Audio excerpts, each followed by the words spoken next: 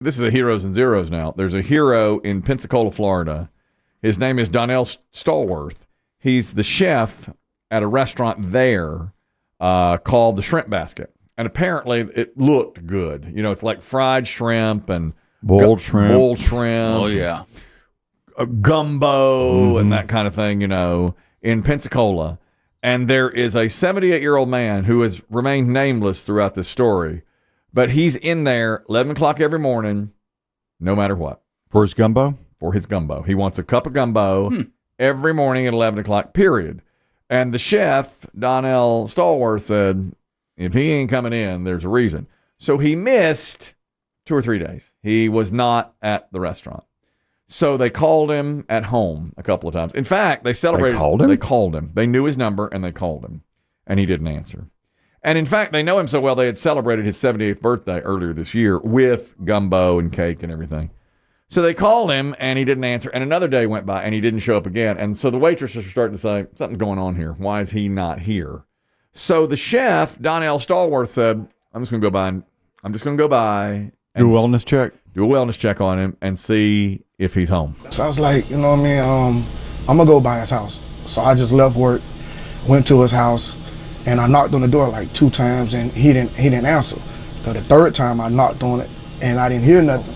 And I kind of stayed there for a minute, and I knocked, and I heard him like, help. And like, who is it? And I said, it's Donnell. And he's like, come in. Wow. How about that? And that, I mean, didn't have to do that. You know, he just went by there. A faint cry of help. Yeah. Exactly. Turned out he had fallen days earlier, had been laying there for a few days, broke 4 ribs, had severe bruising, and was in serious pain. He was in tears. Like, I don't even know how long I've been here. And he was in pain. So to see him like that was one thing, but to not be able to help him because I couldn't move him. There's a hero. Went out of his way, didn't just turn a blind eye, knew that when the guy didn't come in for his cup of gumbo, there was a reason for it, went to his house. Will the old man recover? Yes, he is in recovery now. He's in the hospital, but they say he will make a full recovery. Pretty bad, though, with the ribs, you know. Donnell says, don't worry, I'm going to go see him. Go check on him and see how he's doing. Put that smile back on his face, and probably take him a thing of gumbo. That's right. I bet he makes some damn good gumbo. Man, just watching him cook. He was throwing out fries and fried shrimp and oysters, and that's my kind of cooking right there. Now, we don't. I don't eat it. Is it? You eat peanut butter and yogurt. I was going to say. I had you couldn't handle gumbo. I had peanut butter and yogurt this morning. In fact, it's been a while since I've had a steak. We were talking about those steak cuts. You forgot what it tastes like. Yeah. What a different life you two have. That man starts his day every day with a cup of gumbo. Yeah. And you're over there mixing peanut butter and yogurt. I think that's a misnomer. It's more almond butter, and it's all natural. And I sure have, and I have really enjoyed that. It goes out the way it comes in, right? Of the body. It does not change consistency on the, during its journey. That is true. Yeah, I got to flush 3 times sometimes. It sticks to the side. You know what I'm talking about. No. No one. I'm going to challenge Biggie to have tomorrow. You two should swap diets one day. My toilet's like a Picasso. Tomorrow, I'm going to bring you a cup of blackberry yogurt along with some almond butter that I'm going to smear on top of it for you, and I'm going to give you a plastic. Do you mix it, or you just kind of go layer by layer like a creme brulee? Creme brulee style. Okay. That's right. Get a little bit in every bite? Yeah, because the great thing is, too, the almond butter will stick to the spoon, and then I can get the yogurt and get just a hint of almond butter while I take in the yogurt. I got it down to a science. And while you were absent last week, BB Shea and I agreed to do a hard 75. Why do you do this to him? And I might have to give up the yogurt. I hate to do that, but it's got 6 grams of sugar in it. Well, why do you do this to that man? Yeah. He does hot dog reviews.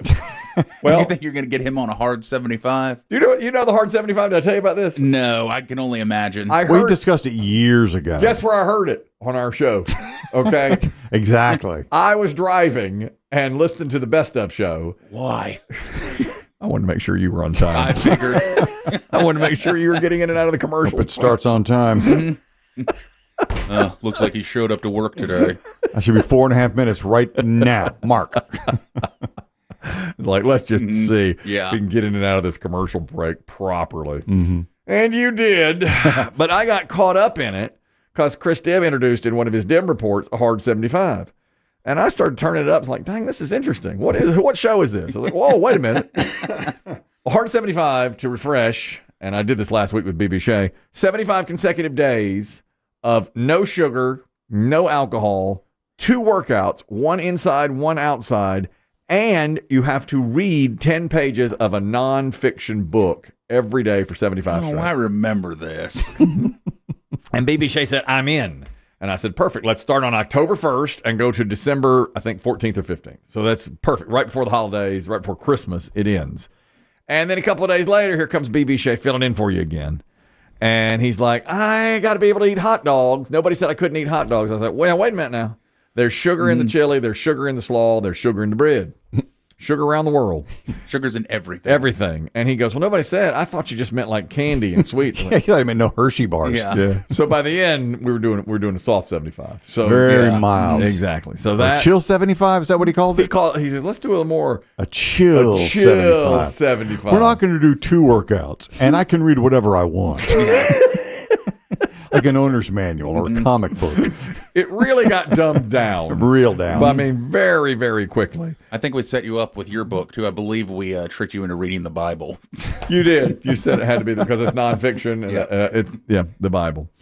Here's the 0. You've heard of Philly's Karen, of course. We saw her. Still not outed, as far as I know. Not that I've seen. A woman has been outed, though, as Giant Karen. The Giants hosted the Chiefs 9 days ago, in New York at their stadium. Well, as Patrick Mahomes ran off the field after doing the interviews and everything, not that many people in the crowd left. Mostly Chiefs fans? Yeah. A young Kansas City Chiefs fan was standing right next to the tunnel where he was going to go. I would say this kid is 10 or 11. We've seen the video. Biggie's nodding. Oh, He yeah? saw the video. I haven't seen it. Woman next to him is wearing all Giants gear. The kid is wearing all Chiefs gear. Mahomes comes over and hands his wristbands clearly to the boy. Well, but he's kind of like trailing off. He's running by. It's real quick. He didn't even see this. The woman reaches out and takes the the wristbands right away from the kid. Is he tossing it up? Nope, it's a hand. He's handing it and he just kind of lets it go, and the woman comes in. It's a nice little theft that she makes there. And the boy says, "You just stole that from me." And the video ends. That's it on the video. As they say in the world of pickpocketing, nice pull. Yeah. And Mahomes is gone. That's it. Mahomes is out of there.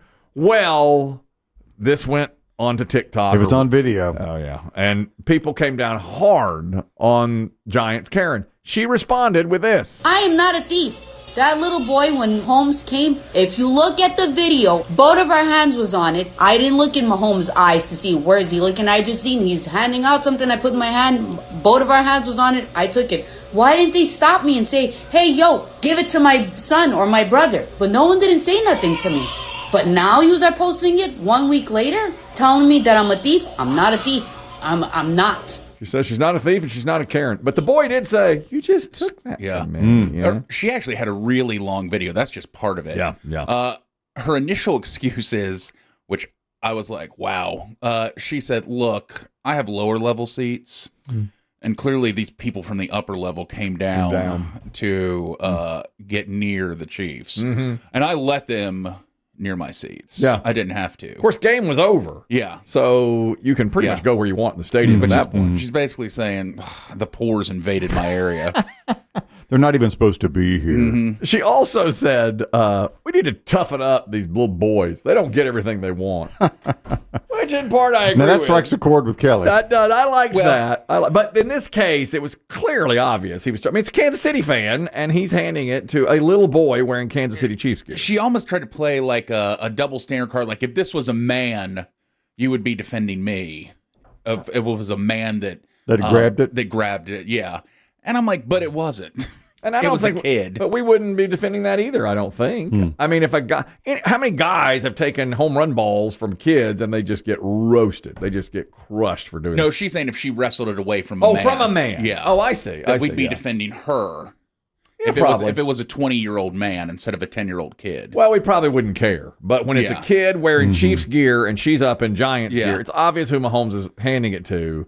And she should just give it to that kid. Yeah, she's about as terrible as you could get, too. And she looks exactly like you. How many days do you guys think it will take for Mahomes and the Chiefs to hear about this and send the kid some swag?